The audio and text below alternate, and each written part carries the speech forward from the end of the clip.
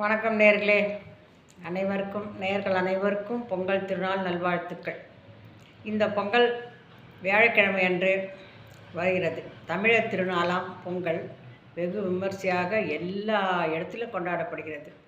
இது இந்தியாவில் பல மாநிலங்களில் கொண்டாடப்படுகிறது.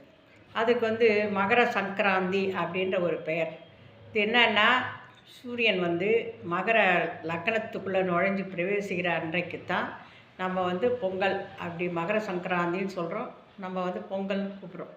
எல்லா இடத்துலையும் ரொம்ப விசேஷமாக கொண்டாடப்படுகிறது. வருஷத்தில் ஒரு நாள் எதுக்கு எடுத்தாலும் எந்த ஊரில் இருந்தாலும் அவங்க சொந்த ஊருக்கு வருவாங்க. ஏன்னா இந்த பொங்கல் திருநாளை உறவுகளோடும் நட்புகளோடும் கலந்து நல்ல விதமாக கொண்டாடணும், சந்தோஷமாக இருக்கணும் அப்படின்றதுக்காக டிக்கெட் கடைகள்லாம் கூட சரி, வெளியூரில் இருக்கவங்கெல்லாம் எப்படியோ ஒன்று அடிச்சு பிடிச்சின்னு சொந்த ஊருக்கு சேருவாங்க. அந்த அளவுக்கு ஒரு விசேஷமானதாக இந்த பண்டிகை கருதப்படுது. இந்த பண்டிகை வியாழக்கிழமை அன்னைக்கு பொங்கல் சில பேர் வீட்டிலேயே பொங்கல் வச்சு சூரிய நாராயணனுக்கு எல்லாம் கிராமத்துலலாம் வெளியில் வரட்டி வச்சு பொங்கல் வச்சு ரொம்ப சிறப்பாக செய்வாங்க. வெளியிலே இலை போட்டு சாமி கும்பிட்டு சூரிய நாராயணனுக்கு படையல் போட்டு நல்லா அருமையாக கொண்டாடுவாங்க கிராமத்தில். அதுக்கு முன்னன் போகி பண்டிகை கொண்டாடப்படுது. இது என்னன்னா, தேவையில்லாத குப்பைகள்லாம் போட்டு எல்லாத்தையும் வெளியே எரிச்சிடுவாங்க. தேவையில்லாத குப்பை மட்டும் இல்லை, நம்ம தேவையில்லாத எண்ணங்கள் தீய எண்ணங்களையும் அதில் போட்டு பொசுக்கணும் அப்படின்னு சொல்லி தான் நல்ல எண்ணங்கள் இன்னையிலேருந்து நல்ல எண்ணங்கள் வளரணும் அப்படின்றதுக்காக தான் இந்த போகி பண்டிகை வச்சாங்க. பழைய கழிதலும் புதிய புகுதலும் அப்படின்னு பழைய பாய் மரம் தொடப்பம் இதெல்லாம் போட்டு வச்சுட்டு எல்லாத்தையும் புதுசாக வாங்குவாங்க. ஆனால் பொங்கலுக்குன்னு சொல்லிட்டு மளிகை சாமானும் வாங்குவாங்க. ஏன்னா பழைய யூஸ் பண்ணதை எடுத்து பண்ண மாட்டாங்க. பொங்கலுக்குன்னு தனியாக வாங்கி எல்லா சாமானும் வாங்கி தனியாக செய்வாங்க. அந்த அளவுக்கு இது நமக்கு உயர்ந்த பண்டிகை இந்த திருநாள். இது விவசாயிகள் சூரியனுக்கு நன்றி செலுத்துறதுக்காக இந்த பண்டிகை உருவாக்கப்பட்டது. விவசாயிகள் நிலத்தில் அறுவடை செய்து அவர்களுக்கு அப்போது தான் பணம்லாம் வரும் அந்த காலத்தில். அதனால் மகிழ்ச்சியோட வருஷத்தில் இது முதல் நாள் அப்படின்றதுனால அவங்க புது நெல்லை குத்தி பச்சரிசியாக்கி அதை தான் புது பானை வச்சு பொங்கல் வைப்பாங்க. புத்தாடை உடுத்தி உறவுகள் நட்புகள் சூழ இந்த பொங்கல் பண்டிகையை ரொம்ப சிறப்பாக கொண்டாடுவாங்க. இந்த பொங்கல் 10:30 மணிக்கு மேலே 11:30 மணிக்குள்ளே வைக்கலாம், சிறப்பு அப்படின்னு சொல்லிட்டு பஞ்சாங்கத்தில் போட்டிருக்கு. அது மாதிரி எல்லோரும் செய்யலாம் முடிஞ்ச வரைக்கும். இது அந்த பொங்கல் கொதிக்கும்போது கிழக்கு முகமாக நோக்கி பொங்கி வழிஞ்சால் ரொம்ப விசேஷம் அப்படின்னு சொல்கிறாங்க. இந்த பொங்கல் தண்ணியை நம்ம ஒரு பாத்திரத்தில் அது கொதிக்கும்போது கொஞ்சம் கொஞ்சமாக வச்சுக்கணும். ஒரு பாத்திரத்தில் வச்சுக்கணும். வச்சுக்கிட்டு மறுநாள் காலையில் என்ன பண்ணுவாங்கன்னா, அந்த தண்ணியில் இன்னும் கொஞ்சம் தண்ணி ஊற்றி கலந்து வீடு மொத்தம் தெளிப்பாங்க, வயலில் தெளிப்பாங்க. எல்லாத்துக்கும் மாடுகள் இருந்தால் அது எல்லாத்துக்கும் தெளிச்சுட்டு விடுவாங்க. காலையில் மாட்டுப்பொங்கல் அன்றைக்கி துண்டு மாவு இடித்து வெளியில் வாசக்காலுக்கு தலைவாசக்கால் தீபத்தை கட்டி வீட்டில் மாடுங்க குட்டியில் கட்டி வச்சுருக்கோம்.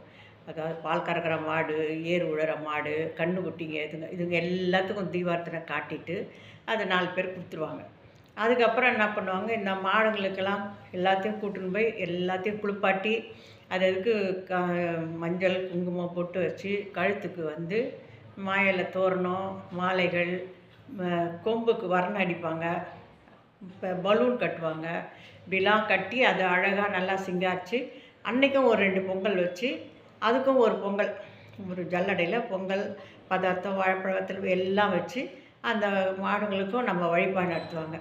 மாட்டு தொட்டிக்கு அதுக்குன்னு ஒரு தொட்டி கட்டி வச்சுருப்பாங்க. அதில் மாடு குடிக்கிறதுக்காகவே தண்ணி எல்லாத்தையும் ஊற்றி வைப்பாங்க. அரிசி கவுன தண்ணி எந்தெந்த தண்ணியோ எல்லாத்தையும் ஊற்றி வைப்பாங்க. புண்ணாக்கு இதெல்லாம் போட்டு இது அந்த அன்னைக்கின் போது எல்லாத்துக்கும் வழிபாடு பண்ணிவிட்டு மாட்டுங்களை வெளியில் ஓட்டுவாங்க. ஓட்டும்போது அப்போல்லாம் மாட்டு வண்டி இருக்கும். சில பேர் வெளியே கூட்டின்னு போய் பசங்கள்லாம் ஏற்றி கரைச்சி ஜாலியாக அப்படியே சுற்றிட்டு வருவாங்க. அப்படிலாம் இந்த திருவிழா நடக்கும். அன்னைக்கின்னு பார்த்து இந்த வாடிவாசலில் கூட ஜல்லிக்கட்டு போட்டி நடக்குது. ஜல்லிக்கட்டு போட்டி வெகு விமர்சையாக நடக்குது. இதே போல் இங்கேயும் சில இடத்துலலாம் மாடு விரட்டுறது மஞ்சு விரட்டுறதுலாம் நடக்குது போட்டிங்க. மறுநாள் காணும் பொங்கல். காணும் பொங்கல் அப்படின்னாவே காண்றது தான்.